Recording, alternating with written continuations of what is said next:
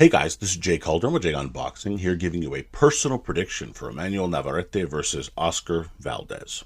And as always, this is just my take. Of course, your predictions can be left down in the comments section below. We'd love to hear them all. This is a very good pick'em fight in my opinion, so it's definitely a very good fight, a very fun one, and of course there's a title on the line, so all the makings of a decent fight. We'd love to hear all your thoughts, predictions, bets, all that good stuff down in the comments section below. And a little bit of fight info here. We have Emanuel Navarrete taking on Oscar Valdez. As mentioned, this will be at the Desert Diamond Arena in Glendale, Arizona, airing live on ESPN in the junior lightweight division with Navarrete's WBO version of the title on the line. Well, this could be a very, very fun fight. Two Mexican fighters known for throwing hands, stopping guys, and not being afraid to get hit a time or two in the process. What's not to love?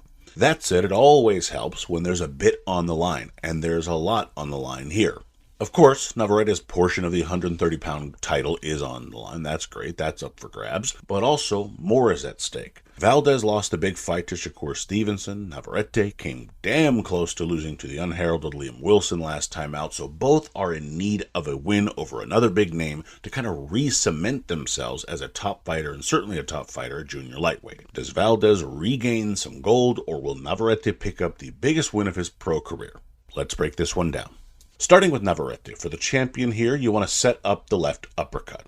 Ultimately, that's your money shot. It's a shot you throw really, really well and from those awkward angles as well, so it's a shot you want to get going as early as you can in this fight. Because you're a tricky fighter to prepare for in terms of your style, it's a shot that's difficult to prepare for in general because it is an uppercut, but especially coming from you, so take advantage of that. Also, he's the shorter fighter, so it's a shot you can catch him whether he's lunging in or coming in because he also doesn't have the reach that you have. He might be more likely to lunge, and that uppercut's a shot that can make him pay for it. What you have to be mindful of, however, of course, is that lunging hurts both ways, and at times you can lunge with those shots and throw them from a bit too far out. You have to be mindful of that as well. He specifically has a good hook, and it's a shot that can land against uppercuts, especially if you're not prepared for them or stepping too far out over that lead foot. So you have to keep that in mind when you get it going, but you definitely want that shot in this fight because it gives you your best chance for success.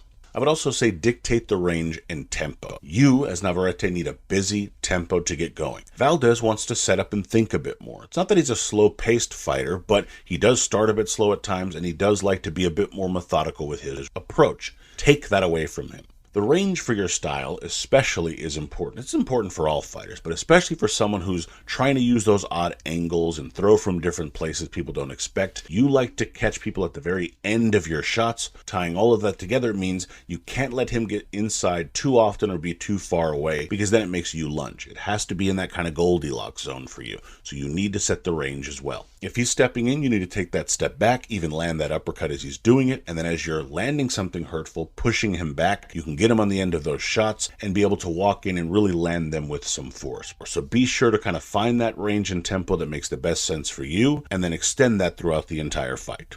And finally, don't lunge too often. Your style is unique and your own. You can't change it, and I wouldn't expect you to, wouldn't ask you to in this fight, especially with the magnitude of the fight. You need to be yourself. However, especially as you move up in weight, you can't just be caught coming in, which at times you are. At times, when you let yourself get too into that flow, you lunge, you step over that front foot, and Valdez has a quick left hook waiting for that, a quick left hand in general. You just can't allow him to catch you with it too often. Instead, ensure Valdez is at least being pushed back so that you have a chance to kind of tuck that chin, step into your own shots, as opposed to just kind of lunging forward. If you can tighten that up a little bit and take away one of his best weapons, you give yourself the best chance for succeeding. Now, switching over to Valdez, for Valdez to win, you want to look for the left hook.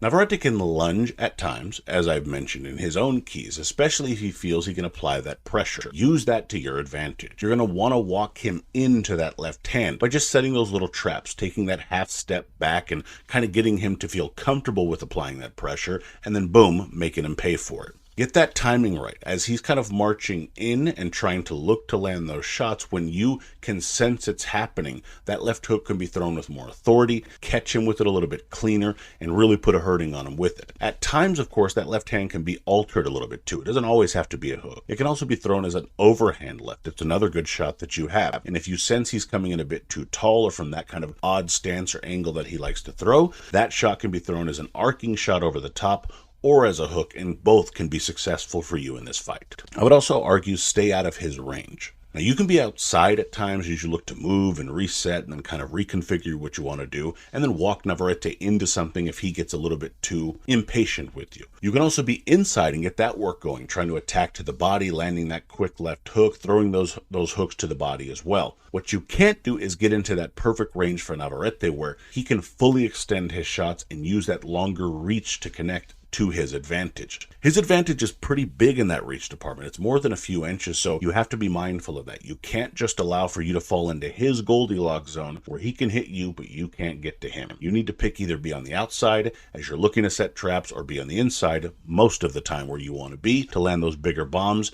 where he can't get full extension on his shots. And finally, back him straight up. The simplest way for you to do that is use a stiff power jab. You have a very good power jab when you throw it. You don't even have to cock back on it. It's just a shot that comes straight from the glove to him. It's a beautiful shot that you need to get going early in this contest. You're also going to need to cut off the ring if he's backing away due to landing well and looking for him to try and reset. You know, if you can push him back and get him up against those ropes, you have a much better chance and you'll find yourself in a range that kind of benefits you most. But again, that has to be done by cutting off the ring as opposed to trying to follow him. When he's able to create and use those odd angles, he's at his best. You have to limit that by pressing him straight back in that straight line. That jab will work best to get it started. Then solid backhands will punish him for the mistake. You'll press him back and really begin to tax him for the mistakes he's making. Now, in terms of my pick, this is a pretty tight one, but I'm rolling with Oscar Valdez. While the size advantage would seem to favor Navarrete, Valdez seems to be a bit more natural at a fighting weight of 130 pounds. I think his shots will matter more. I think he will take a bit of a better shot, and that will ultimately be the difference in this fight down the stretch. When Navarrete will lunge, the left hook of Valdez will also find a home, ultimately taxing Emanuel enough that it allows for Oscar the chance to get his work done, scoring a bit more and putting his shots together when he gets on the inside. The cleaner, more effective work of Valdez will ultimately settle this fight for him as he hammers out a comfortable decision. Winner, Oscar Valdez via unanimous decision, though a late stoppage isn't out of the equation either.